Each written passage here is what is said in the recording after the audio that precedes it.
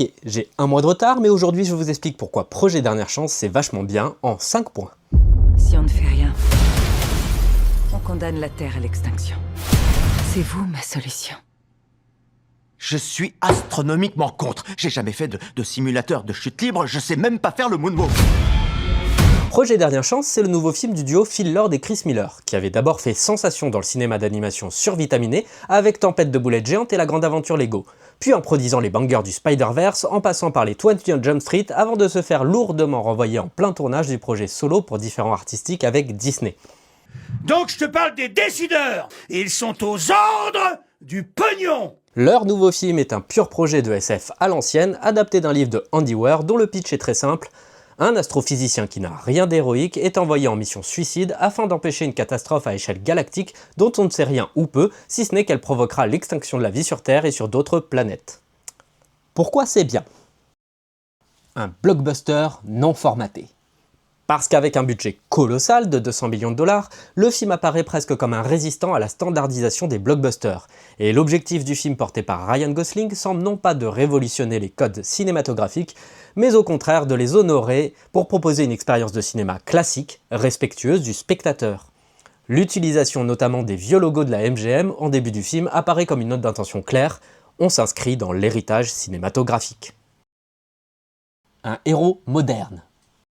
Parce que le Dr Grace, le héros, est l'antithèse des action heroes des années 90. Il est sensible, pas vraiment charismatique, bref, c'est l'anti-Bruce Willis.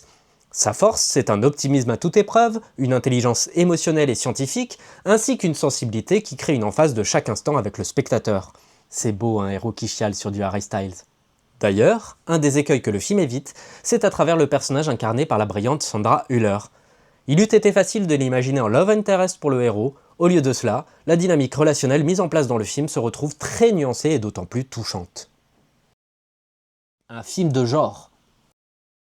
Parce qu'avec des multiples références à Rencontre du troisième type ou encore 2001 l'Odyssée de l'espace, on pense également à Gravity et Interstellar, Projet Dernière Chance s'inscrit avec le respect de ses aînés et épouse son genre avec une grande dévotion. Au-delà de ça, le spectacle du film réside sur une expérience exclusivement cinématographique. Ce sont de vraies séquences de contemplation qui reposent sur l'émerveillement de l'espace et qui rend la science cool. On sort aussi des schémas manichéens.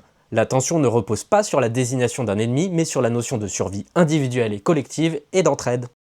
Des valeurs salutaires.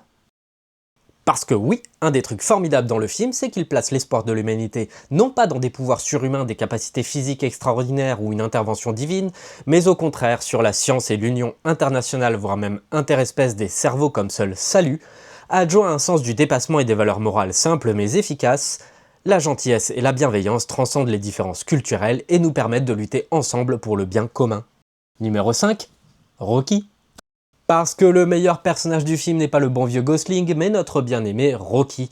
C'est toute la puissance du 7e art, à l'instar d'un Wilson dans Seul au monde ou même d'un Gizmo dans Gremlins, d'arriver par les seuls effets de mise en scène, du jeu de son comédien et de la finesse d'écriture, d'arriver à stimuler notre capacité d'empathie envers un rocher. Si Grace, Rocky, sauve Étoile, on rentre chez nous. Rocky, je t'aime. Bref, Projet Dernière Chance apparaît comme un résistant dans le paysage cinématographique. C'est un film qui prend le temps de faire installer son émotion, d'aller vers la contemplation sans jamais être chiant, sensible, spectaculaire et résolument optimiste et salutaire dans son ton et son propos. Je dirais même que dans une époque où l'humanité se déchire dans des luttes fratricides, son discours est nécessaire, en tout cas il est extrêmement réconfortant. Si vous en avez encore l'occasion, n'hésitez pas, Projet Dernière Chance est un film qui vous veut du bien à tout niveau. On n'hésite pas à liker la vidéo, à s'abonner, à me dire ce que vous en pensez. À ciao! Je laisserai pas Grace mourir. Ok.